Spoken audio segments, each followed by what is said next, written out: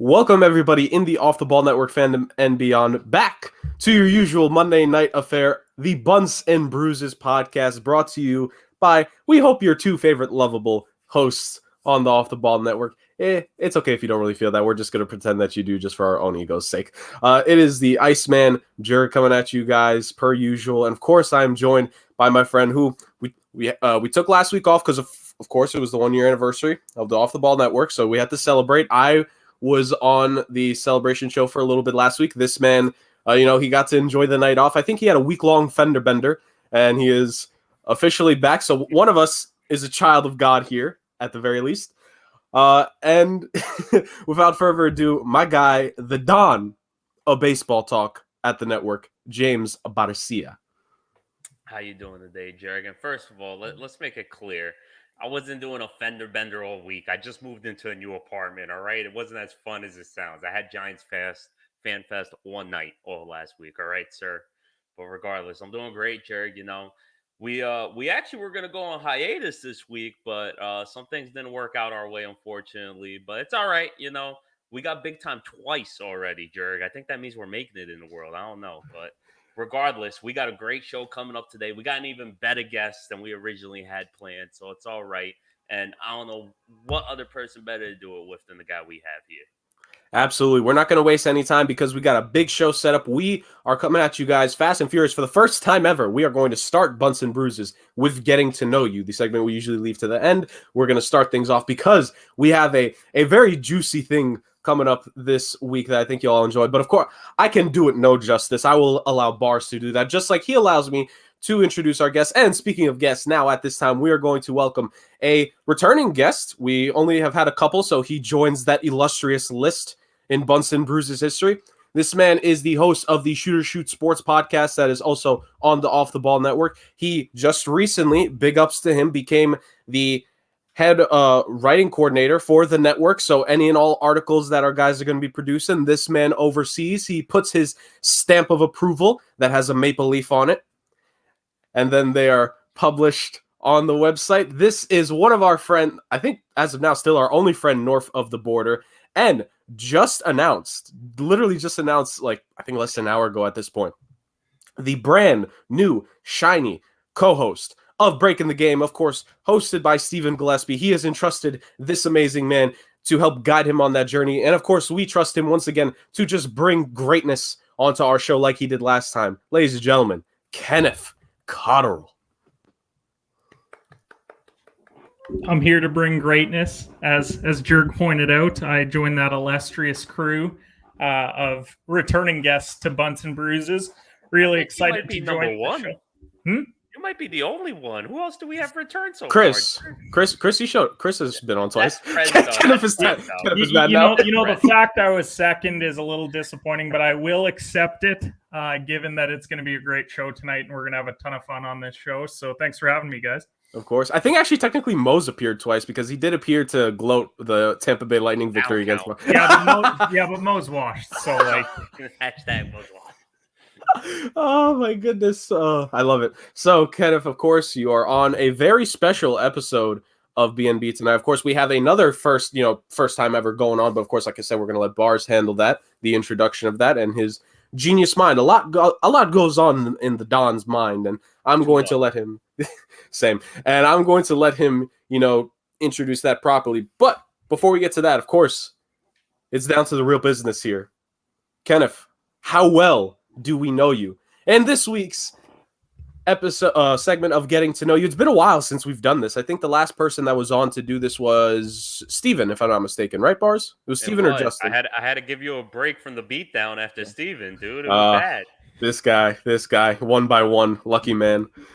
But in moving on from that, Bars, let's go ahead, take your it's all right, Jurg. Yeah, take your fake W's, my boy. Anyways, Kenneth, of course, we welcome you on, and I know you texted me. You've been sitting on these questions for months now, so you are ready. Of course, Bars usually does the rundown. I'll do the quick rundown. Kenneth, you're going to go one by one with your questions, and we're going to take our time. We're going to put down our answer, and then after you've gone through all of them, we are going to share our guesses one question at a time, and at the end, whoever has the most correct answers wins the game. Bars is leading the all-time series as of this point. I can't say I'm surprised. And, it's for Bars, it's like he's celebrating beating like a sixth grader in like a one-on-one basketball game because I'm just not good at this. So, he can continue to inflate his own ego. Let me tell you, I was playing basketball with my 12-year-old sister the other day, dude. She was beating me. It was pretty bad. But moving on, let's get right to it. Kenneth, just to remind the fans, getting to know you guys. He has all his questions lined up. He's going to give us 3 options. We're going to pick our options without telling each other what they are. And then at the end, we're going to go ahead, run through the questions again. And then Kenneth's going to finally give us the answer. Of course, that's when we announce I'm champion. And it is what it is. Without further ado, Kenneth, let's get it started. So I want to clarify ahead of time. How many questions is it? It's 5 questions. 5. Unless it's an overtime, then it'll go into 6. Okay, No, you can't have perfect. overtime with 5. We've needed the 6th question, I think, twice. So We have, obviously, because we get a lot wrong. yeah. So this is going to be an interesting one here tonight. So, question number 1. Which Canadian province was I born in? Oh, God. Can't Ontario, Manitoba, or Saskatchewan? Spelling does not count in this one, given that it is a Canadian edition. I would not expect you guys to know how to spell those 3 places. Can I get options A and B again? Ontario, Manitoba. All right. I'm good. All right. Question number 2. How many sports teams did I captain my senior year in high school? Option 1 is 2. Option 2 is 3. And option 3 is 4.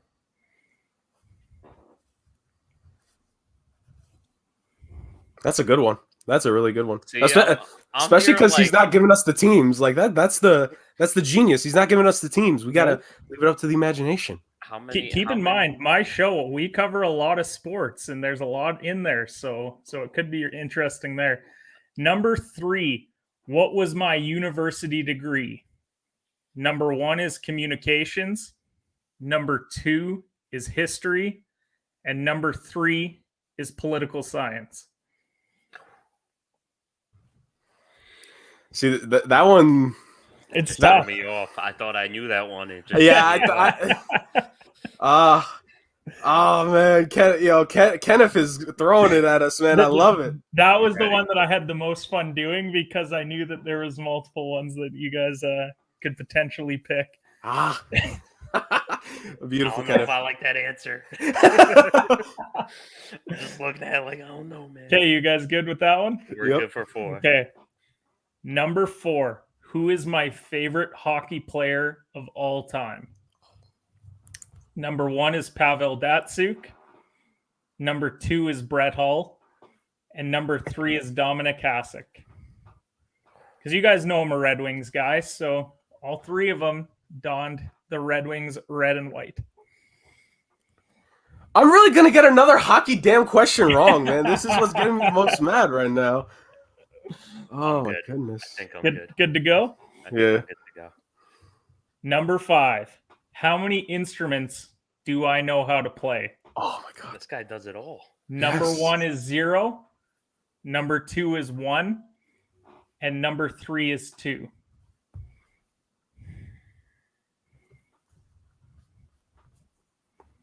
Yeah. James, I don't know about you. My favorite thing about question 5 is that if you're not sure right away, we're still thinking about it in the back of our mind while Kenneth is asking us the questions and we answer the first ones. I'm looking at all these questions just like, ooh. All right, I'm ready. If you're ready, Jurg, I'm ready. Let's do it. Let's run it. Let's run it back, Kenneth. One at a time. All right. Number 1. Which province was I born in? It was Ontario, Manitoba, or Saskatchewan. I went B, Manitoba. Oh, I did. Dang it, I got this wrong. But I will stay true to my answer. I got Saskatchewan. The correct answer is Manitoba. Damn it. I was born in Thompson, Manitoba, which is about 8 hours from Winnipeg, to give you some perspective. I know he mentioned Saskatchewan. I can't even pronounce these places. That's where I live currently. Exactly. What is so tough about this question is that I was born in Manitoba, but I grew up in Ontario, and I now live in Saskatchewan. So all three of them could have been chosen. He took the Mo. Mo did the same thing with one Right. of his questions. He picked all three places. He was like, "Yeah, The I went to high school. It was the high here." school, Yeah. yeah. Because his question was, which one did he graduate from? Not, Oh. yeah, it was a good one. All right.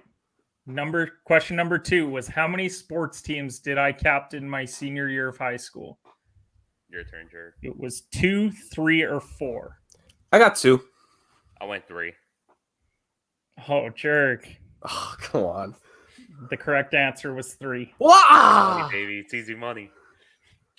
The 3 teams that I captained were soccer, Soccer. my high school golf team, Okay. my high school basketball team. Okay. And if I went to the course yesterday, I shot like a smooth 140. It was great. Well, my fiance golfed for the first time yesterday and shot a 135, so I hope that doesn't make you feel too bad. She did have me coaching her along the way, but shout out to Vic for shooting a 135. Shout out to Vic. First time too. That's not bad. This is like my 5th time, so Yeah, she almost parred the 18th, and that was like wow.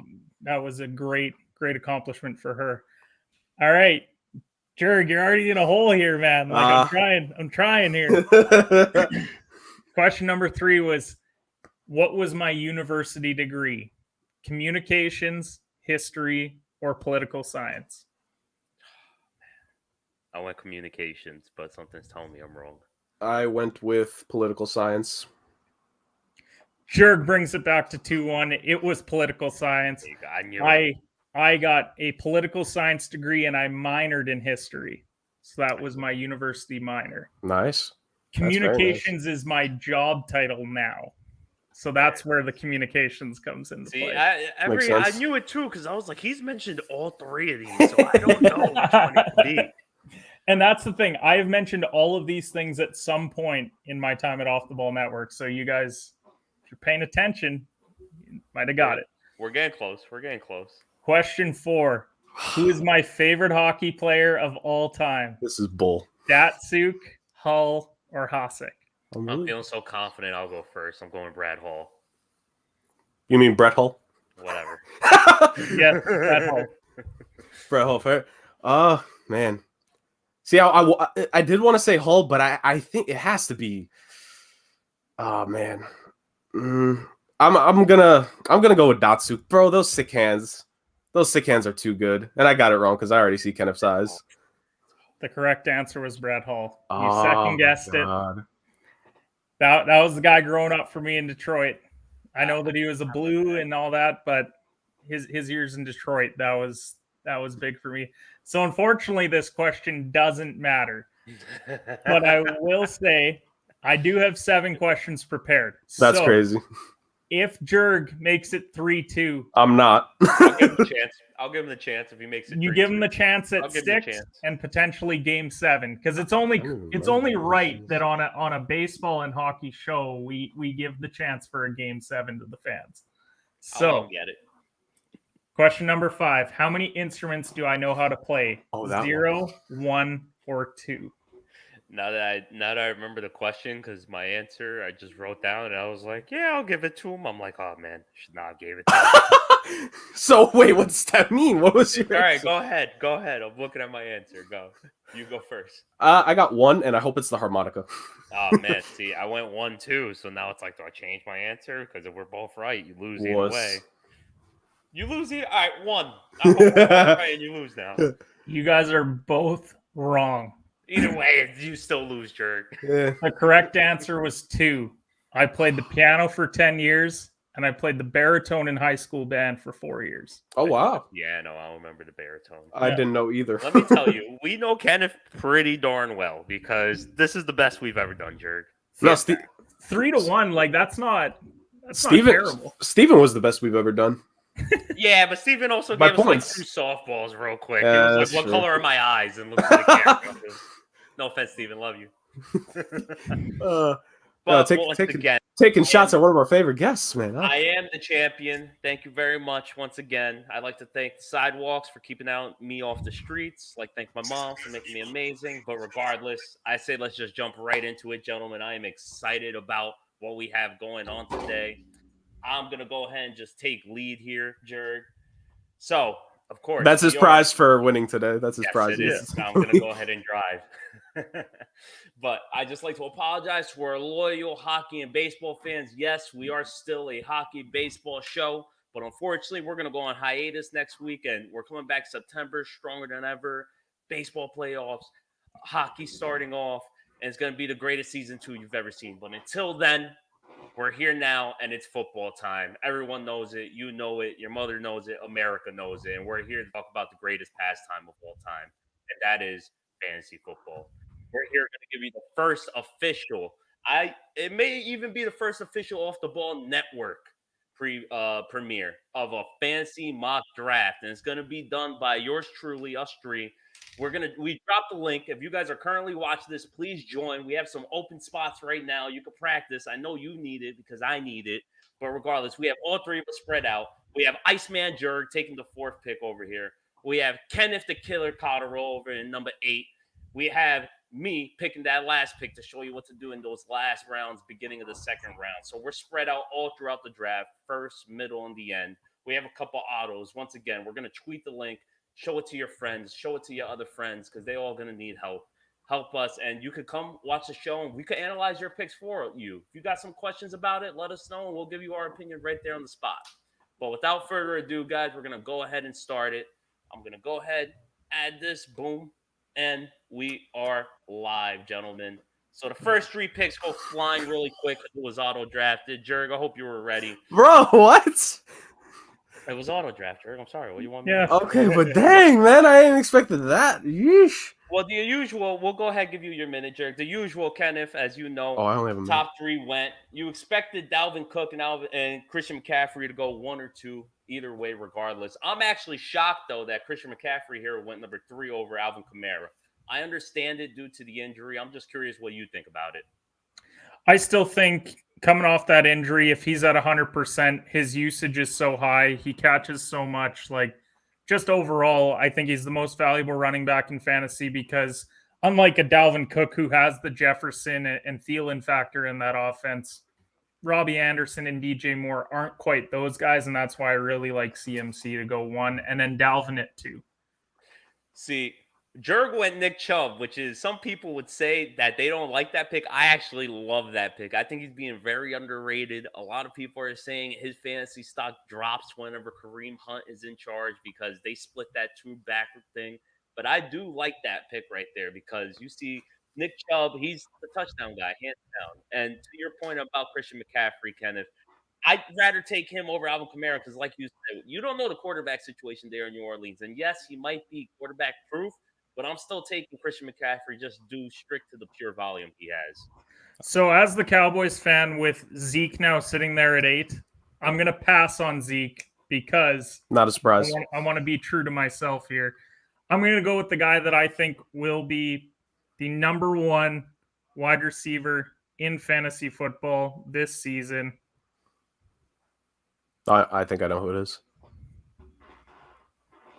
Ooh. Wow, Stephon Diggs. That's a great pick right there. It really is. What people aren't talking about in Buffalo is the fact that John Brown is gone. They've got all the question marks regarding Cole Beasley and the vaccine and all that stuff. This guy could legitimately be Josh Allen's only target in fantasy this year. His touchdowns were there, receptions were there. He had a ton of yards. I think overall, you can't go wrong taking Stephon Diggs. They're coming off a career year too. He might break the receptions record just based off of the fact that he's like Josh Allen's last guy standing at this point from last season. Well, and keep in mind, that was their first year together. They're going into year 2 now. The chemistry is only going to get better. Like we could see him have that Devontae Adams type deal that Rodgers has with him. And I think that's what's so exciting about him. And if you're tuning in tonight, spoiler, that is my number 1 wide receiver in my fantasy football article that is dropping on Friday. So keep that in mind. So I'm here with the the last pick, and I'm going to go just because he fell in my lap. You have to go Ezekiel Elliott here, I feel. He's still one of the lead workhorses here. Yes, you're questioning what that offense is going to look like, but like we said with the other guys, Kenneth, it's pure volume here that you're going for.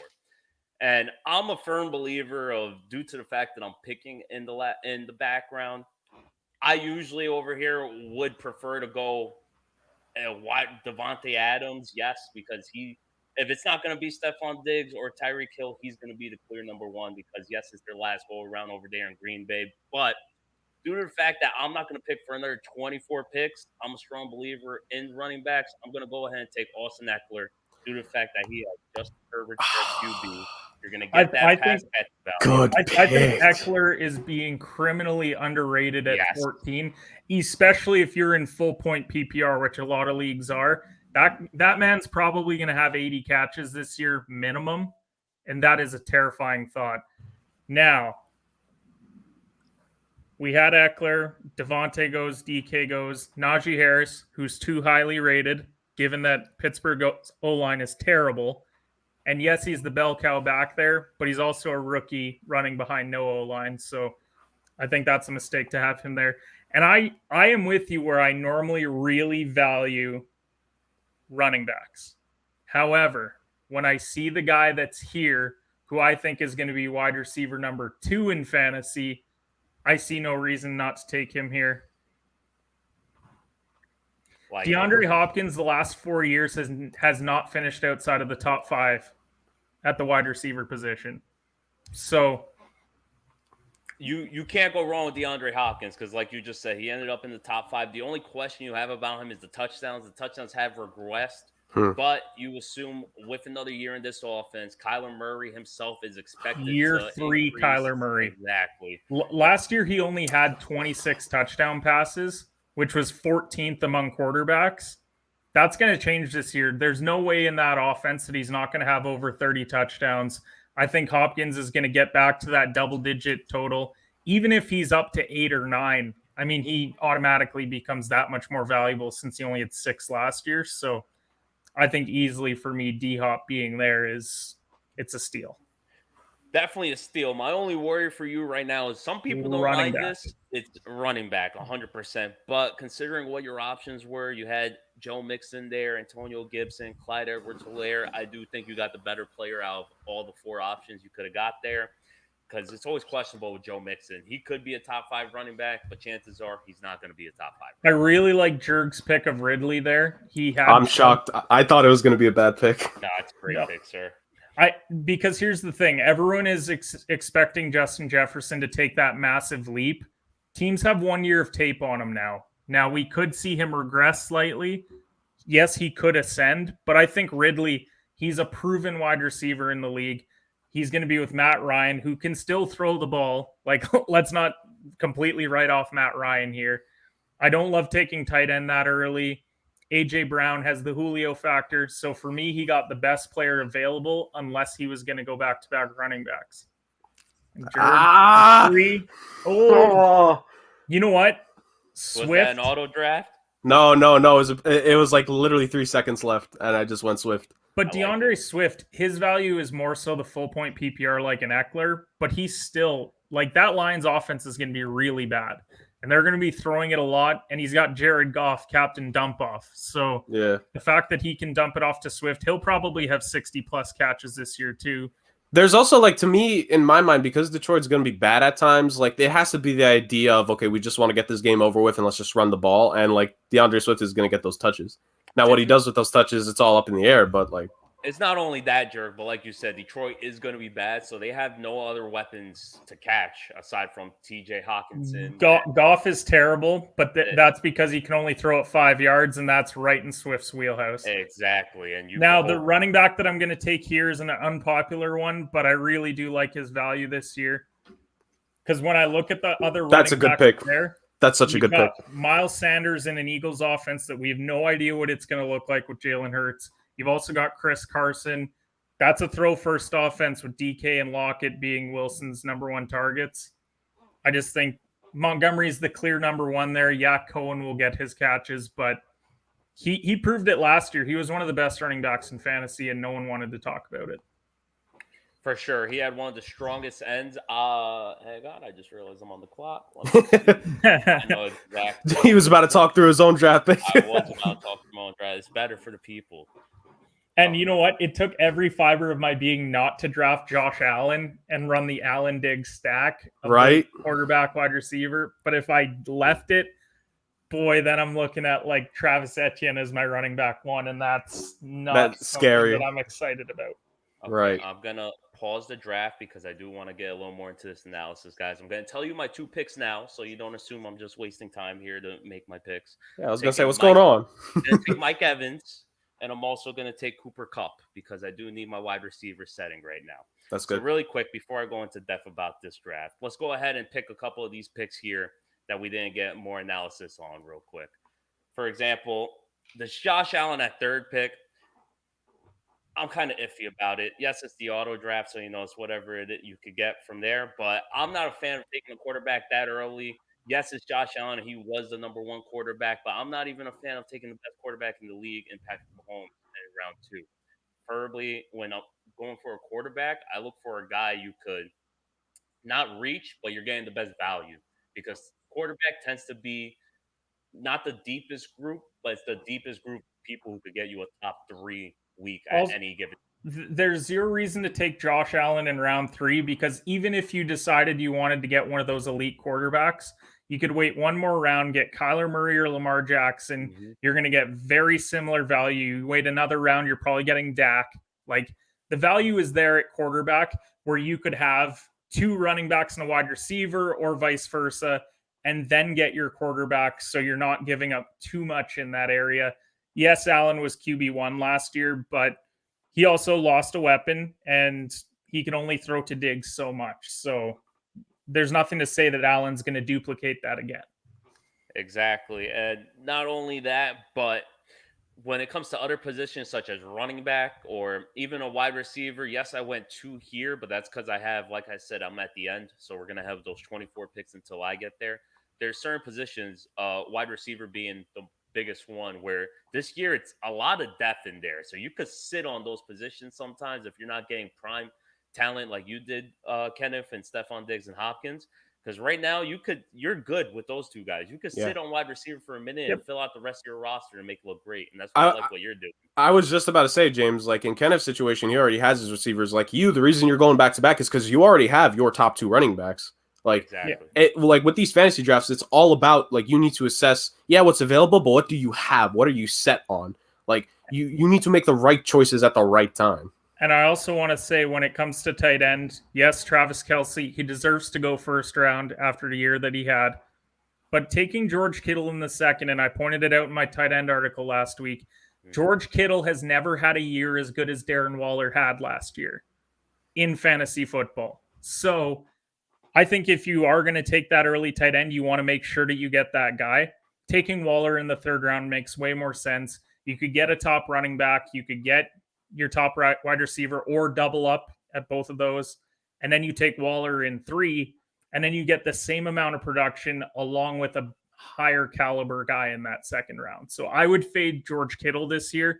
Not that he won't be a great player in fantasy, but boy, you're giving up a lot drafting him in the 2nd round. Like when you can have Gibson or AJ Brown or Terry McLaurin and you're instead going tight end, like that's a massive risk, especially since he missed time last year too.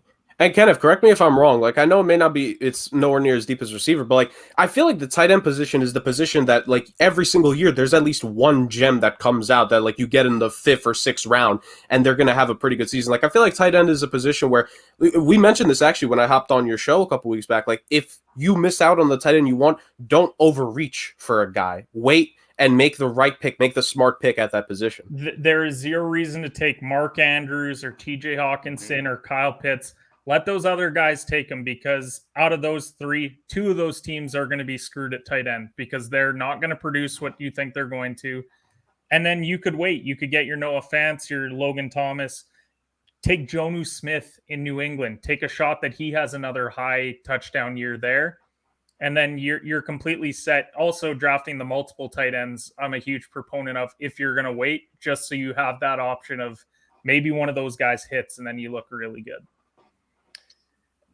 Lovely point. Just like you guys said, just want to reiterate, if you're not getting anywhere on those top 3 tight ends, I'm sitting on it until God knows when, 10th round, if not later, because like Jurg said, he said it beautifully, there's always a diamond in the rough. And even if there's not a diamond in the rough, when you miss out on those top 3 guys, that weekly production is almost you could get from anybody else. But with that being said, I'm going to go ahead, resume this draft. I'm going to go ahead and make my picks that I promised so I don't get yelled at. And you know what?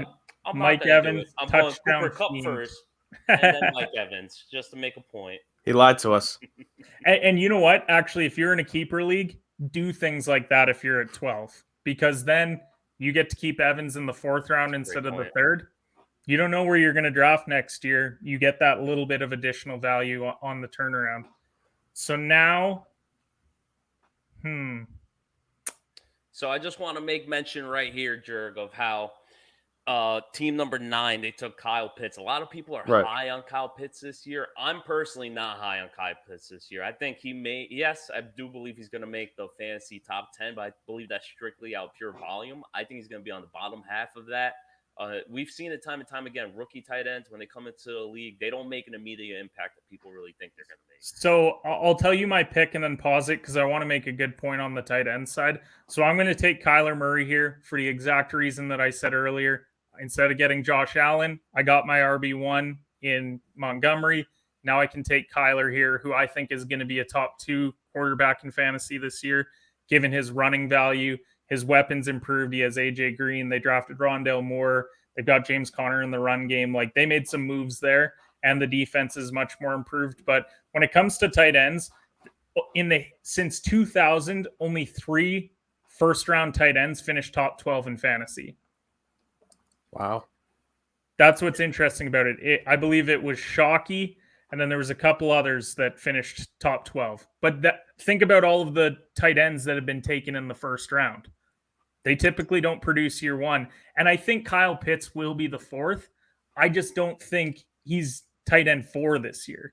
Like, I could see him being tight end 8 very easily. He'll have a couple weeks where he's an absolute monster, but they were saying TJ Hawkinson a few years ago coming out like, oh, this guy's an unreal tight end in Detroit. Took him, right? Like, and now these guys, they're good tight ends, but they're not what they could be. So I think you should be careful when it comes to the Kyle Pitts, especially when you could wait and probably get better value in a couple rounds. But if you unpause, I will take Kyler Murray. So I honor the sanctity of this mock draft. I just want to make quick mention about your draft pick. Aside from, I personally have Kyler Murray projected as my QB1 in fantasy. Like you said, he's guaranteed top 2. It's going to be either him or Patty Mahomes, as always. But what I especially love about this pick you have is, since you're weak at running back, you're just doubling up on your strength at wide receiver by pairing him with Kyler Murray. Because when you get those big plays for bonus points, you're going to get bonus points for both players. And forget even the bonus points. When Kyler Murray throws a passing touchdown to Hopkins, you're getting 2 touchdowns right there. So that's just, you always love stacking up.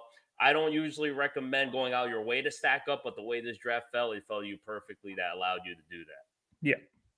And that's the other thing. I'm not like a QB running back stack. I'm always the QB wide receiver. Typically has to be their wide receiver 1. Like, I wouldn't recommend going Amari Cooper with Dak or CeeDee Lamb with Dak, because you don't really know who's going to be the wide receiver 1 there this year. So were you wanting Lamar in 4? Is that the reaction? Bro, this why? They did you a favor. I don't like any of the picks now. You got some gems there, Jurg. You're saying this to me? I don't know what gems are in this. It's okay.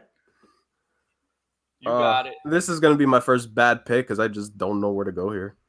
I think that there is only one player on the list that I see here with James that I would consider a bad pick. I would tend to agree with Kenneth right now. Other than that, I want to troll. I want to troll so badly with my next pick. Oh my god! All right, I'm gonna overdraft a guy here just because I want this guy.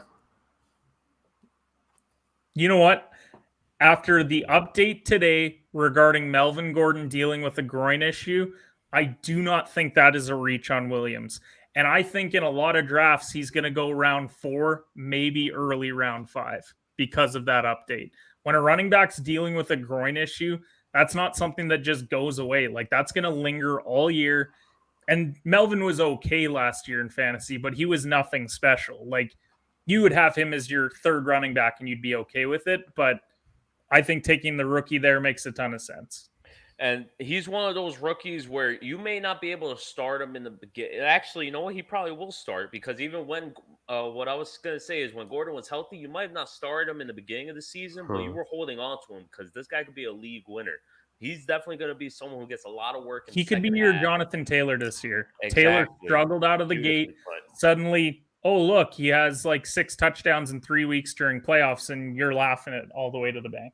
Exactly. 3, And everyone 2, knows. 1. Jurg, your time's up. Yes, I got my pick. Oh my god. Cortland Sutton. That's a great pick. That's a sleeper pick because he was injured. And honestly, coming into last year, I thought he was going to be a top 5 wide receiver for fantasy. I still believe he has top 10 capabilities if that knee is working. It's more of a mental game from all the reports I've heard in training camp right now. It also all depends if Drew Lock or Teddy Bridgewater could get him the ball that he needs to win. So this is where I'll finally take that second running back. He's not a guy that I'm that sold on, but I don't see a lot of competition there. And when you're going to wait until round 5 to get your second running back, you got to go with like what you would deem like a bell cow back, given how late it is. So I'm going to go Mike Davis there. Yep, knew it. That Atlanta running back room is not really impressive at all. Like it's clear unless injury occurs, Mike Davis is going to be the number one running back coming out of Atlanta. Mike Davis had a good year in Carolina. Like, he did. Everyone talked about, oh, well, CMC was hurt. Mike Davis probably won a lot of guys, a lot of leagues by picking him up like week 1 or week 2. Like Mike Davis kept me in my league. I was unfortunately I had CMC last year, but I was able to pick up Mike Davis, and he kept me into the playoff run. I didn't make it at the end, but what Mike Davis did show us last year is he has those pass catching chops. He's actually someone where if you give him 10 targets, he's most likely going to have at least 5 to 6 receptions guaranteed. And so when I look at your buddy's draft at 11 there, I don't love that he stacked Carson and Lockett. However, I think DK, what we learned about him in fantasy last year is there's going to be like 6 or 7 weeks where he's an absolute monster, but you're still going to get production out of Carson and Lockett week to week because that's their offense. Like it's those 3 and Russ. And there's not really a whole lot else. People will talk about Rashad Penny being there, but I've been hearing about Rashad Penny for 3 straight years. He's never really taken over. So I think it's a smart pick. So I'm going James Robinson here because, yes, I do have my 2 running backs who I am grateful for. Love them. They're both catch the ball. They both run hard. But I'm taking James Robinson because, yes, people are afraid of Travis Etienne, but from everything coming out of training camp so far is James Robinson still will have a role in this offense. And Travis Etienne is more going to be playing on the outside. He might be looking more a little bit like a Curtis Samuel type of role. And James Robinson is going to get those goal line carries. We were talking about quarterback a couple rounds ago too. So Kyler and Lamar went there. Even if you wait until round 6, at least in this mock, you still got Russell Wilson there. You still got Justin Herbert there. It's not a big drop off. Like if it wasn't like if Kyler Murray's there, I would take him. If he's gone at that point, I would have waited. And then you wait until round 6 and you've still got these guys here. And that thought actually ran right through my head. But like you said, it's just so deep. I figured, let me go ahead. And I like that pick. I like Deontay. I think he's their wide receiver 1. I do believe he's their wide receiver 1. And you've heard from Ben Roethlisberger multiple times. Deontay's the guy who he gets when healthy. That's his only issue, is staying healthy. But when healthy, Deontay Johnson gets the volume. He gets about 10 targets a game. How can you not love the guy? So there's 2 guys here that I really like because I like their upside. So I'm going to go with the one that a lot of people probably will hate, but I think when he's on, he's one of the very best in Odell. It's a bold pick. I will say that, Kenneth. But here's the thing with Odell. I've already got Diggs and Hopkins. So I'm playing him at my flex every week anyways. Mm-hmm. So yes, is he a boomer bust? Yes. But that's most flex plays anyways. And his boom is a lot higher than a lot of other guys. So if he can figure it out with Baker, because keep in mind, Baker's on a contract year. He has to produce this year. Otherwise, Cleveland's going to have to decide, are we going back to the draft or is this our guy moving forward? And Odell's going to be a big part of that. So is Jarvis Landry, but I truly think this is a good year for Odell. I 100% agree with you on the boom or bust thing. The only thing that scares me is we've seen the offense without Odell, and that's when Baker plays his best. And we've seen it with Odell. That's when Baker is not, he's looking like questionable Baker. The other guy I liked there was Kenny Golladay, who went right after. I just had concerns with Daniel Jones. I know you're a Giants guy, but hey, I had concerns. And also Kenny Golladay was hurt last year, and he had, I think it was a hamstring issue. He has a hammy currently at the moment, so it's look at how crazy. I passed on him as well. Look at how crazy. So Jurg, I like the Fant pick. He's really tripling down on the Broncos offense here, which is super interesting. But the Herbert, Rodgers, Burrow goes, and this is, I think, where I would start to say, okay, I got to take a quarterback, because if you're looking at the quarterback room now, it's Tom Brady, Matt Stafford, and Tannehill are the three guys there that I like. And if you miss on those, then you really start to get worried when you're like, man, I might have to start Jalen Hurts. I might have to start, Baker Mayfield. I might have to start Matt Ryan. And we're seeing a lot of red here. It would surprise me. If you didn't take Murray, I would 100% expect you to take a quarterback here in this position. So I'm a little shook right now being the last pick. I'll tell you off the bat right now. Hopefully my friend isn't watching, but I'm planning on taking a quarterback of whatever in that tier Kenneth just mentioned. I took Brady. I took Brady straight up because Kenneth mentioned his name. It's like, okay, Kenneth said his name. Click. I'm going with him. So I'm reaching on a running back here, but it's because I don't want him to fall any further than he is. This is a running back room that I normally hate drafting, but I think he really earned the job last year as RB1, even though the team wasn't that great. I'm going Damian Harris. That's a nice pick. I do like it. I would have waited a little longer for Damian Harris. I understand, though, with the way this draft is going, you wanted to take him before you lost the chance on getting him. And my concern here was, so the running backs ahead of him, Melvin Gordon, already dealing with a groin, avoid him like the plague. Ronald Jones and Leonard Fournette were right there.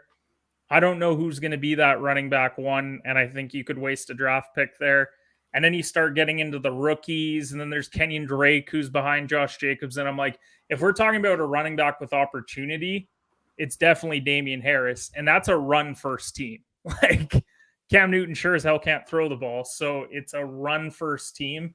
And he had multiple 100-yard games last year, and I think he's their running back one. So it may be a bit of a reach, but because I waited on running back, I'm trying to get the most sure running back rooms, and I think he was the most sure out of those. And you know what? That Robbie Anderson pick, love it. Thanks, bud. This is, you guys mentioned this, the genius of when you get the back-to-back picks. James said he's going to go with a quarterback, and he probably will with this next one, but because he has the back-to-back, like, let me go with a receiver here, let me get more skill, and then I'll finally figure out my signal caller. Exactly, and I also needed another minute to, analyze exactly. Fair enough. Hey, I'll admit it, I knew who my second pick was going to be. I wasn't sure about the quarterback, so I went. That's something you can do in your draft. It sounds silly, but it really is. You go ahead, take who you know you're taking with that second pick. Debated a little more on this next minute, but I already had my heart set on quarterback. I think I know who you're picking. Which one? I'm going with a guy Matt who Stafford. I verbally said, yes. I believe he's going to have. And you have the Cooper Kupp already there. Exactly. You stack your quarterback and wide receiver. Makes a ton of sense, especially when you waited on the quarterback there. Like, for example, like team one who had A.J. Brown. Yeah, they took Herbert there. They would have been better to wait around and probably get Ryan Tannehill there. Because you stacked the Brown Tannehill. Because Brown can turn a play into 80 yards real quick, and that's like a week winner having that. I do agree, but the reason why I understand they did that is I'd be a little scared to wait another round to try and get Tannehill. And that makes a ton of sense, especially seeing right after what happened. Exactly. So the fact that it was like, all right, why wait? Let me go ahead and upgrade a little more instead of wait for Ryan to fall on me. I personally would have went Aaron Rodgers with that pick, but hey, Herbert just as good.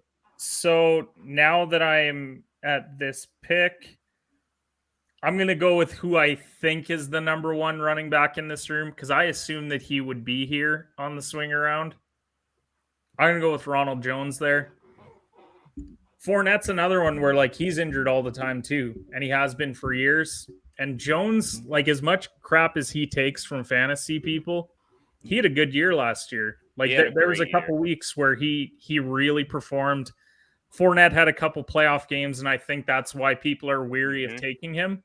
But he's already in training camp. Like, oh, there's this issue with him. Like, so if that lingers. I do agree. I see the Bucks doing exactly what they did last year, which I think it was intentional because the moment they traded for Fournette, you heard everyone say, "That's it, Fournette RB1. He's taking over the backfield." But no, the Bucks knew he gets injury prone. Man, he got drafted being injured. Fournette he's not that. Not to say he's not strong, but he's an injury prone guy. So Ronald Jones, I think, is a great pick. He's another guy you can just throw in there, your flex. He's going to give you a guaranteed 10 points. He does catch the ball as well, and it's another prolific offense. So you can't go wrong with that. I think he's going to be someone who I personally would keep in the first half of the season, and then expect to trade him because I would expect some kind of downward trend. And I have a funny draft story from last year. So Fournette got traded right in the heart of draft season. And I always try and wait until the very end to do drafts. Like, I hate it when guys are like, let's draft at the beginning of August. And it's like, well, I hate it. I hate it. So the night that we drafted just so happened to be the night that Leonard Fournette got traded. And I took Fournette as my running back 1 because I waited and did the wide receiver strat that I did here. And then I waited a couple rounds. I took Ronald Jones thinking he was going to be my running back 2. The trade happened like 15 minutes after I made the selection. And so then I'm like, well, I got both Bucks running backs. I guess I'm playing those all year. And I'm sure you made it work because honestly, me personally, if that was it, I would have Fournette's going to the highest bidder right there at that point because you don't know what's happening, but a lot of people are excited about that. So I paused the draft real quick before Jurg's pick because I wanted to go over his pick and Tyler Boyd. I love the pick, Jurg. Tyler Boyd, he doesn't have a high ceiling anymore, but he is playing into that slot position now with the addition of Chase, and you're going to have him and Higgins on the outside. If I may, part of the reason why I pick Boyd, I pick him for 2 reasons. One, because I actually think he's pretty underrated. Like, I think Tyler Boyd is a pretty good guy for Joe Burrow to have. Like, of course, like he's got Higgins and Chase outside. I think Boyd he's now the veteran in that locker room, essentially. I think he was the right pick there. But I also picked him because just in the very case, if Courtland Sutton, like if some of the mental stuff gets to him early, Sutton is a guy I don't have to heavily rely on early on while Denver has to figure out the quarterback situation. And I personally have a lot of trust in Tyler Boyd to actually have some pretty good weeks. I'm a bigger fan of him than most people probably would be, but I do think he's going to have a pretty good season in Cincinnati. So that's why what I like a lot about that pick is that Cincinnati is going to trail in a lot of football games because the offense is good, but the defense is still so bad. They have to prove themselves. Yeah. And so what I think is going to happen is they're going to fall behind in a lot of games. Burrow has proven that he can throw the ball and throw it downfield. When you've got Chase, when you've got Boyd, when you've got Higgins, I think the Bengals are the type of offense where you could have 3 wide receivers all over 800 yards, maybe a couple 1,000-yard wide receivers. And I don't think any of them is a bad play. You just can't rely on Boyd to be your week-to-week guy. You could have him be your week-to-week flex play, and then when he has that big week, then it can really help your team. Yeah, for sure. And the best thing is also when you're drafting Tyler Boyd, you're not really drafting him for his ceiling. You're drafting him for his floor. You're a reliable guy who if something happens to, let's say Jurg had an injury to Courtland Sutton, you could insert a guy right there who's going to give you double digits minimum just due to that slot and volume that he's going to get. So really quick, just to go through the rest of the draft here, we're going to go through team 1. They had Dalvin Cook, A.J. Brown, Antonio Gibson, Adam Thielen, Rob Woods, T. Higgins, Justin Herbert, DJ, and Kenyon Drake. Good team. Pretty actually solid team. I have 0 complaints about this team. What do you think about that team, Kenneth? I think it might be the best team there. Honestly, I was thinking this. I was running through it. I'm like, wow. Because here's the thing. So you get your bell cow back. Mm-hmm. A.J. Brown is a proven WR1. Gibson is a pretty safe RB2 in my mind. Possible top 10 running back. In my opinion, 10. I think he's top 10. He's one of those guys in that second tier after like the Saquons where you're like, ooh, that's a guy that could sneak up there. And people don't want to talk about it. Thielen was like 3rd or 4th in touchdowns last year in Minnesota. Like he still gets a ton from Kirk. Woods, Higgins, like that lineup right there is just so nice. And really, when it comes to Dalvin and Gibson, you just have to get through the bye week. And when you have DJ, when you have Drake, I mean, I really like it. And I think getting Justin Herbert in 7, I think he's going to have a monster year for them. So overall, I'm happy with it for them. The only thing I don't like about his whole team, I would say, is DJ. Just because recently coming out of training camp, you heard Philip Lindsay's really the one taking the job, and honestly, it wouldn't shock me if DJ ends up being a late camp cut just due to that. And Drake, he's still behind Josh Jacobs. Like that's what no one's talking about. He's gonna take that Jalen Richard, role where he's gonna have a couple of weeks here and there where he might. His value will be the 2 or 3 weeks that Josh Jacobs misses because he never plays all 16 games. Because he's going to take a ton of punishment due to the fact that the Raiders O-line just got yard sailed. So it's going to be really interesting. That dude is going to have welts on his body. After each and every single game. It's not even funny. I'm very concerned for him and Derek Carr. I really think the witness protection program needs to be called early to the Vegas Raiders because Derek Carr is going we need a psychiatrist to Vegas ASAP because the amount of punishment he's going to take. Psychiatrist can be his brother because he dealt with that in Houston. Kenneth, that's what I've been saying. I've made this joke for 2 weeks. You don't have to go out the family. Just literally have your brother talk you through it. It's okay. It's okay. I literally have been through this just like you. All right, Jared, we're going to go ahead and resume the draft now. I have my pick. I am 100% overdrafting this player, but I do not care because I need to let my bias show a little bit here, and I technically don't have much of a bias because I don't have a team, but I am a big Pat McAfee show guy. Pat McAfee played for the Colts, so come on, draft him. Nyheim Hines out of Indy. I just like him because it's a PPR league, so he's gonna get 5 to 7 catches a game potentially. Maybe he'll have that one game where he gets 10 if you get really lucky. But I think it's kind of a thing with sophomore year running backs. They sometimes struggle because the league has tape on them.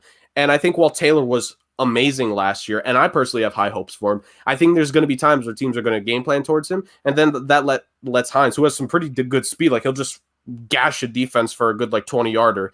So I'm going to be banking off of that happening in Indy. And I think they're going to need to run the ball a lot early because with potentially no Carson Wentz for the first few weeks, the run game needs to help them, especially with who some of their opponents are. So I'm going to draft a guy here. You can pause it because I'll tell you who it is, but it's Logan Thomas. If you look at last year in Washington, he had over 100 targets. And yes, it's a different quarterback, but let's keep in mind who the quarterback is now. It's Ryan Fitzpatrick. And if you're talking about a quarterback that loved his tight end in Miami, Mike Gesicki, I see zero reason why you wouldn't take Logan Thomas. And people will say, well, but Curtis Samuel, and they drafted Brown, and they still have McLaurin. That's a throw-first offense now. So for me, I got to lock it in. I'm going Logan Thomas there. I think, but that being said, this will not be the only tight end that I take because it is such a wasteland at the position. See, well, I want to mention one more thing about Logan Thomas. I believe, correct me if I'm wrong, Ken, if you had him top 5 in your article, correct? I think I had him just outside it, but it was close. See, I believe personally, due to that Mike Gesicki point you just made, I think he is going to be a top 5 tight end just because he was exactly like Steven just said. He was a steal, and honestly, he looked like a monster, man. He was when he got the volume, he produced. So that's all it comes down to. And I think Ryan Fitzpatrick's the perfect guy for that. And that's why, for me, it's fascinating that people are so highly valuing Dallas Goedert. They're so highly valuing Gronk and all these other guys. And it's like Goddard, we have no idea what Jalen Hurts is going to be. Who knows if he even plays the full season because they don't even have a lot of faith in Jalen Hurts to begin with. And Goddard has never been that high of a tight end, and Ertz coming back. That's why I had him outside of my top 10, which a lot of people were DMing me about. But to me, if we're talking about a tight end with opportunity and proven targets, Logan Thomas is the guy as far as those tight ends go. For sure. So here I went Curtis Samuel. It was a little bit of a reach, but I do like the player. I do believe he's going to get a lot of. He's playing across from Terry McLaurin, and I believe he's going to play that same role he played in Carolina because he is going back to his former coach, and coach Riverboat Ron, and he's gonna play those weird positions where he's gonna do the jet round sweeps. He's gonna those short yards, and as we saw last year, he had his breakout year with all those touchdowns. So that is why I went Curtis Samuel just to bolster up that wide receiver position a little bit more. I didn't really like the running back options there. This is more where you're going for your backups or possibly, a breakout candidate. For tight end, I'm going to go Evan Ingram. I hate the guy more than anybody. If you watch this show, you know damn well I do nothing but curse this guy out. But unfortunately, I'm taking him in round 10, and it's just a steal there. He's going to get a ton of volume. And hopefully, this is the year he figures it out and puts it all together. Evan Ingram was the most frustrating tight end to own last year because I too was an Evan Ingram owner. And it's like, man, he should just be doing so much more than he is every single week. And whether it was drop passes or no targets or whatever it was, like it was just like, damn, man, like I wasted like a 6th or 7th rounder on you because that's what he was last year. So the fact you can get him 3 or 4 rounds later in an offense that could be improved, I think it's a steal there. Now, this is such an odd spot because I really hate all of the players in this range. And this is where teams are made. This is where champion teams are made. I am finally going to get that 4th wide receiver. And it's a guy that he's in the Chiefs offense. And what you have to factor in is, yes, Sammy Watkins only gives you 2 or 3 weeks, but he still takes targets away. And yeah, there's Kelsey, yeah, there's Hill, but Hardman's their wide receiver 2 now. Like on their depth chart, he is number 2. And you're in an offense where Mahomes is probably going to throw for 5,000 yards, especially since it's a 17-week schedule now. I mean, Hill and Kelsey can only account for what, 3,000 of that? So maybe 4, maybe. so where else is it going? Like, who else are you throwing to? People will say Robinson, or they'll dump it off to Hilaire, or he's also going to be airing it out because it's Patrick Mahomes, and Hardman can win you a week. Like, if you took Mahomes in 2, that would be a steal to get Hardman late because you play him at the flex. Week winner right there, because you would still have Waller and Julio and Etienne. Boom, you take Hardman later instead of having like Hill in the 1st round or Kelsey in the 1st round. Absolute steal. See, what I like about Hardman too is, like you said, Sammy Watkins is gone, so now there's less depth in that offense. Where if Tyreek Hill or Kelsey is down for a week, like you said, it's just adding more to who's going to get the ball. And Hardman, he's another one of those gadget players with a ton of speed. And make big plays off the earth anywhere. So he could win you a week. It's just, this is the year essentially for me. Is he actually going to do it or not? Because if he doesn't do it after this year, I'm not. They'll be drafting somebody, or they'll be signing a wide receiver in free agency. Like, there's no doubt in my mind, this is a prove it year for him. For sure. So I want to talk about Jurg's last pick real quick. He was the first team, actually I lied, the second team to take a defense, and he took the Rams defense. I think Jurg actually got the best defense in fantasy at the moment. I'm really high on them due to the fact that they are just one of the best defenses in the league. And not only that, but their new head coach is a defensive mind. And Jurg just got running back 1 in Houston in Phillip Lindsay, and he got him in round 11. That's a steal, Jurg. Absolute steal. He's going to end up higher than Hines. Yeah. So depth, boys. I'm building depth here. I'm going to go with the guy in Detroit who, if they do get down in the red zone, is actually going to be punching the ball in for them. I'm going to take Jamal Williams. I think, but Jamal Williams is a guy that you want. You like where he's at because you don't want to start him week to week. But if you look at my running back situation, if Demont or Davis are on bye week, you plug in Jamal Williams and he might just get you that crucial touchdown that you need with like 30 or 40 yards, gives you 10. Jurg was clearly upset by a player that went. Yo, I swear the CPU has taken my players like 4 times, bro. I thought I played it perfectly. Come on. So who was the player that you wanted that got taken? Team 9 with Justin Fields, because I felt Justin Fields as my second quarterback to Brady. If he starts going hot, I can ride the hot hand with him for a final like couple rounds pick. I think there's value there.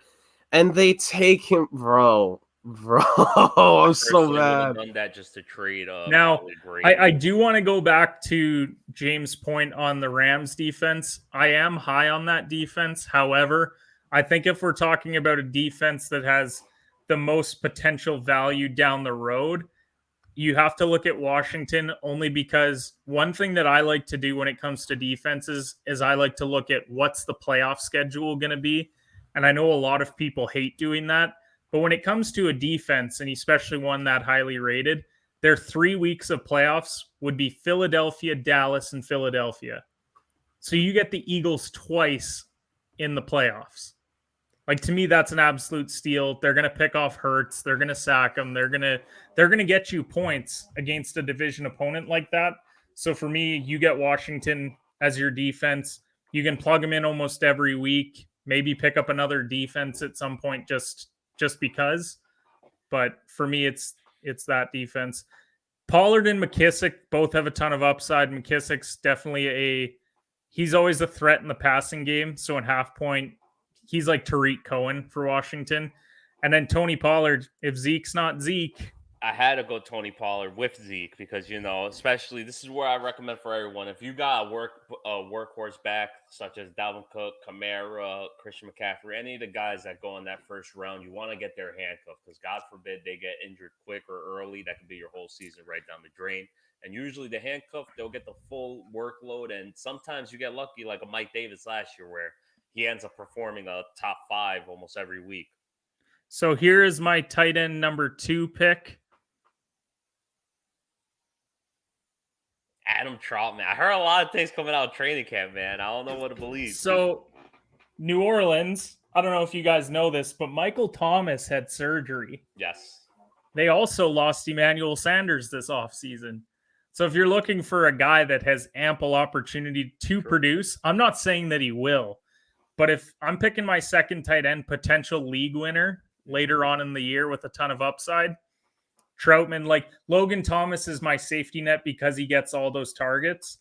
But if you're looking for a guy that, maybe come playoff time, like that would be a nice tight end. I think Troutman's the guy. Troutman for sure. And again, this is another guy who I would draft where if he comes out hot in the beginning of the year, you look for somebody who's been sitting in tight end right now. For example, let's look at, I'm trying to look for who hasn't drafted a tight end. Everyone's drafted a tight end, but regardless, let's say TJ Hawkinson gets hurt because he does tend to get concussions often. If he's down, you'll go to team 10 and be like, hey, I got Adam Troutman here. And you can ask him for someone. You're not going to get a stud, of course, but if you could trade Adam Troutman for, let's say, Jalen Waddle or Will Fuller, you'll take that 10 times out of 10. And what I did last year with the 2 tight end situation was I had Jonnu Smith who blew up. And then what I ended up doing was the guy who had Kelsey, he was struggling everywhere else. I offered him a nice piece along with Jonnu, and I got Travis Kelsey off of his hands because of that, because it helped him fill the void somewhere else while still giving him a good tight end. So that's another thing you can do with doing the 2 tight end set. You have Logan Thomas has a couple good weeks. Suddenly you look, the guy who owns Kittle, his running backs aren't there. Or you look at the guy with Waller, Julio's hurt or Galladay's hurt. Suddenly I come to him with Logan Thomas and maybe Odell, and then I get a top-tier player off of his hands by doing that strategy as well. So that's something to keep in mind also. And Jurg went with Young Ho Koo. For the brand, baby. For the brand. Love the pick. He's so a big guy. To stay true to my defense that I considered a sleeper, and I think I have to do it because of that, going with the Chargers defense. Love it. Love it. That's going to be the second best defense in the league. I made a mistake when I said the Rams got a new head coach. I was talking about the Chargers also got a new head coach who was formerly the Rams DC, and he has Joey Bosa now and Derwin James, and that's just that. You get to play Denver twice. You get to play Vegas twice. Like those are weeks where you have that defense plugged in there. Bosa's going to have sacks. You're probably going to have a couple turnovers. So if you're going to wait on defense, I like them. I like New England. I like Miami, all for those same reasons. I just think they have a ton of playmakers. So Kenneth, I'm feeling some type of way when you say you played Denver twice. I got 3 Broncos players here. What you doing to me, man? Fade the Broncos players that week, maybe. It also depends on who's at QB. Teddy's a safe option. Locke is more of the boomer bust. It depends who wins out at camp. It'll be an interesting situation in Denver. So I just went kicker because me personally, I'm a guy who likes to stream defenses often if I don't get one of those top defenses that I like to get. So I usually go kicker before defense always also because kicker, you get a little more consistency than you do from the defensive position. At this point, I'm looking at the defenses. I don't really see anything great there. Actually, I do. I'll take the Browns and the Colts. I'd consider them. But due to the fact that I believe this is our last picks, if those are the 2 options there, or I see a handful of options, because I would take the Patriots and, I consider the Broncos and Dolphins. But I like those top 3 defenses. I'm going to be bold, and I'm actually going to just leave them there on the board. And I'm going to go ahead and take the chance and grab a Nelson Aguilar. Just because of all the things I'm hearing out of training camp. This is a strategy you can follow where if, you, like I said, you like the defenses, there's a couple options there. You don't mind just grabbing whatever's on the waiver wire. You take someone with a high upside and just fingers crossed something happens before the season starts. Maybe someone gets hurt. Maybe you hear this guy just got signed for a $100 million contract or something. Nelson Aguilar isn't the exact sample I'm reaching for, but you have been hearing that he is going to be the number 1 deep threat guy. Exactly. So ton of value. Like what you do with defenses, I do with kickers. I play matchups. Like if teams are playing the Jets, if teams are playing the Lions, I'll take the kicker there. Not even if he's the most reliable, but because I know there's going to be points scored, whether it's extra points or whether it's field goals. Like for me, that's something that I do. I'm debating leaving kicker, but you know what? I am going to leave kicker. And the reason why is because I want the Atlanta Falcons wide receiver 2 next year in Russell Gage. See, here's the only thing I like the pick, especially for your last round pick, because we're going strictly upside here. Chances are he's probably not making your team week 1. But I do like the pick because he is a wide receiver 2 in a high offense. That defense is still huge question mark, so there probably is going to be a lot of pass catching volume. That run game is next to nothing. And realistically, it's either you got the wide receiver 2 or you got possibly like the wide receiver 4 for that team. So boomer bust. I think because what we said about Pitts, where he's going at tight end 4. He's probably going to be closer to tight end 8. His rookie year, next year, you'll probably see him actually live up to that. I think Atlanta trails a lot. We saw Gage had a couple games last year where he really showed out. Then he fizzled out. I take Gage here on the off chance that any of those other guys, especially since we're a few weeks out, gets hurt and I got to drop them. Now I don't have to go and find Russell Gage. I've got him, and then I can just drop that player, pick up my week 1 kicker right before kickoff, boom, ready to go. That's kind of my strategy on it. I mean, if you're drafting like the Wednesday and kickoffs Thursday, like your players are probably fine. You probably don't need to do that, but crazier things have happened. Might walk into the stadium and roll an ankle, so who knows? So, Jurg, with your last pick, you went with Quanius St. Brown, I believe is the name. They don't even got the guy's picture. Feel sorry for him, but it's all right. I'm on Ross St. Brown from the Detroit Lions.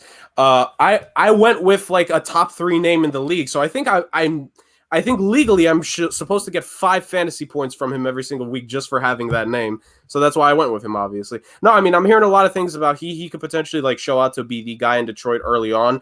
And I just like that. Again, that we build depth, boys. When you have zero knowledge of fantasy whatsoever like me, you need to go with your gut. You need to go with some depth. You need to try to play the game. And of course, gentlemen, as you know, especially James knows, the game of luck is never on my side in life in general, so I'm just going to go with some luck here with the wide receiver. What I like about that St. Brown pick is when you look at the wide receiver room of Brashad Perriman, Tyrell Williams, and St. Brown, one of those guys has to be the wide receiver 1. Yeah.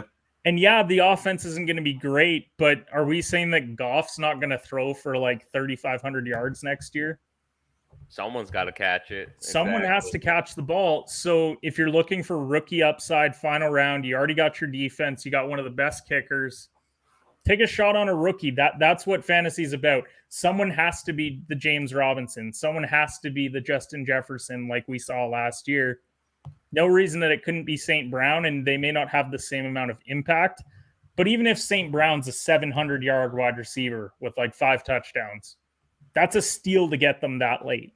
And it's one that could help you win in a flex spot. And just as fantasy players know, it's really your championship teams are made in these late rounds. You're going for those upside guys because if you get a guy like that in the last round, you got all of a sudden like a wide receiver too that you can easily start. I like my team for almost nothing. So speaking of like your team, let's go through the 3 teams we drafted here, boys. Iceman Jurg with the number 4 pick drafted Nick Chubb, Calvin Ridley, DeAndre Swift, Javonte Williams, Cortland Sutton, Font, Tom Brady, Tyler Boyd, Naheem Hines, the Los Angeles Rams defense, Philip Lindsay, T.Y. Hilton, Young Hoko, and St. Brown, because I messed up his first name terribly the first time I said it. Well, you called him his brother.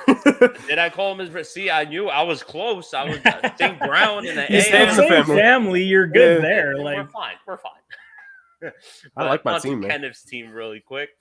We got Diggs, Hopkins, Montgomery, Murray, Mike Davis, Odell, Damian Harris, Rojo, Logan Thomas, McCall Hardman, Jamal Williams, Adam Troutman, the Los Angeles Chargers defense, and Russell Gage. Our special guest drafter who helped fill it out. Shout out to you, Ryan. We have, he's actually a commissioner in my league. Great league. But either way, we had Travis Kelce, Devontae Adams. Let me tell you right now, that is a steal right there at 1 and 2 in the first and second round. The fact that he was able to pair both those guys is huge. That's beast. That is beastly. It's insane. It's criminal that I let him take Adams, but I really like Eckler this year. Regardless, we got Chris Carson, Darrell Henderson, Lockett, Brandon Ayuk, Chase Claypool, Melvin Gordon, and that's Antonio Brown. Wow, he got Antonio Brown in the 9th round. This guy, he had a great draft. AJ Dillon, Gus Edwards, Deshaun Watson in the 12th. This is actually a pick we didn't talk about enough when it happened. I actually, I don't want to say I love the pick due to allegations going on, but I love that in fantasy terms. I love that pick just for the fact that, let's say whatever happens, and he does end up playing football this year. That is a steal of a pick at quarterback right there for number 12. And he was able to back that up with Ryan Fitzpatrick as his last pick. Ryan Fitzpatrick, he may not be the best player, but he's had QB1 or top 3 QB weeks in fantasy at times. So that's a great pairing, I feel like. And also, you could make a trade for a quarterback if it ends up Deshaun Watson does not end up playing. So that was a great risk taken right there by Ryan.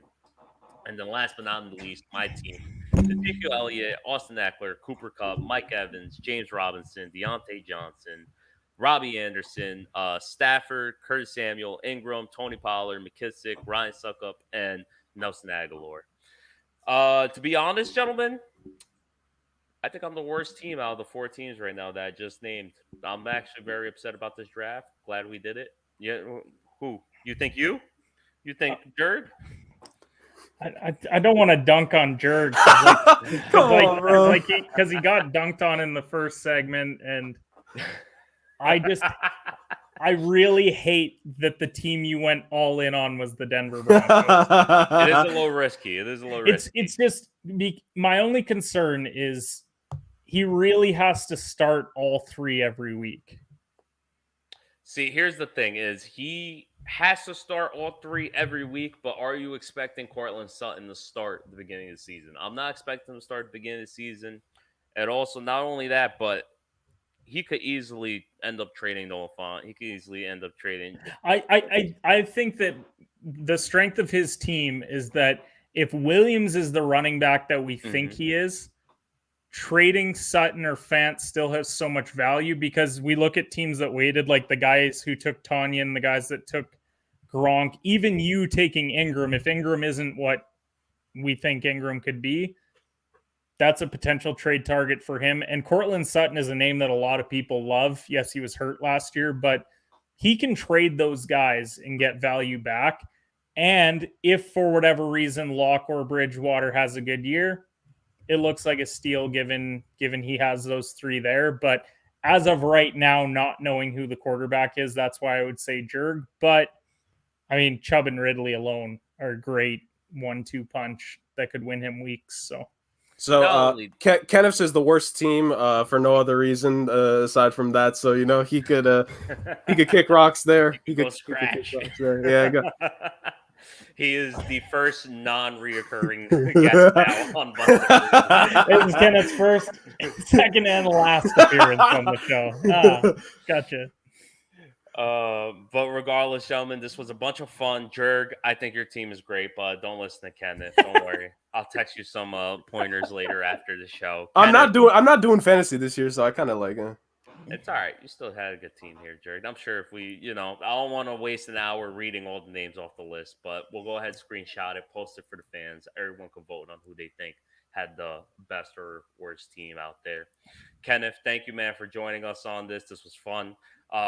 Everyone, he just released his top tight ends in fantasy. He released, I believe it was a week or two ago, his top 10 defenses, which is actually, that's what you want to read more than anything, because everybody else, you can figure out the basic analytics. Defense, my man went into the numbers here and he broke down why, and that could be a game winner. Patriots defense in fantasy 2 years ago was a wide receiver 2 in points. So think about that. Kenneth, thank you once again, though, for coming, man. Tell the people where they can catch you at. You can catch all my stuff at shooters_pod. As Jurg pointed out in the intro, officially the co-host of the Breaking the Game podcast with my good buddy Stephen Gillespie. Can't wait to talk some hoops on there. Shoot or Shoot Sports Pod. It's everything else. It's your golf. It's your soccer. It's everything in between. Fantasy football is going to be talked about a lot on the show as well. So something that I'm really looking forward to. Plus those golf bets. I mean, 8 straight winning weeks as far as golf bets go. To put it in perspective, if you were putting $20 down on each bet every single week, you'd be up almost $900 in sports betting based off of those bets. So it's definitely something you don't want to miss. Check out my bookie for that. Mm-hmm. Phenomenal sponsor of Off the Ball Network, and you can make your bets over there. Guys, thanks so much. I always love coming on the show. It's a ton of fun. Jurg, your team was the second worst. Mine's the worst. There you go. Yes. I'll claim it. So once again, guys, that's my bookie promo code Off the Ball. They match up to 50% on $1,000 on your first deposit. It's the highest match rate in the industry. Make sure you use our promo code Off the Ball. Get to winning, man, and start reading those articles. That's $20 a week to make $900. I need that. Jurg, tell the people where they can catch us, and give your last notes on what you think about fantasy. Well, of course, all of you can catch us at Bunts&Bruises on Twitter. For Bars, it is Bars Talks, and for myself is Jurg K40. I mean, you guys already know this show coming at you guys every single Monday night, except the next 2 weeks, because like Bar said at the top, we're going to take a break. This is the crescendo. This is the end of season 1. This is the coup de grace, so to speak, and we're going to be coming back strong in a couple weeks' time, because baseball kind of slow right now. Hockey, the off season's essentially dead. Even the restricted free agents are starting to get signed, which is kind of disappointing, because I was like going to make a whole big deal out of that probably, but not anymore. So, the NHL, everything just piling on me the last 4 days. How nice of life. But no, in all seriousness, like, you catch us when we come back. We're going to be, straight back at it with the NHL season coming on soon. Of course, Kenneth will be back for that, potentially. And then you have baseball heating up towards the playoffs. Like, it's just going to be a fun time when we come back after this little 2-week shebang of a break that we're going to have. We're going to have a lot of fun and ultimately back for the people. And that's what we're here for. And overall with fantasy, I think the number one way you succeed in fantasy is just do the complete opposite of what I did with all my draft picks. And then you guys got it, man. So yeah, that's my take on it. I can't wait till we look at this a year from now and Jurg ended up drafting the best team out of all of us. But once again, everybody, thank you for joining us on this special edition of Bunts and Bruises. We can't wait to see you guys in September. We're going to come back hotter, better than ever. Last but not least, you guys already always know, don't be racist. Thank you. Take care.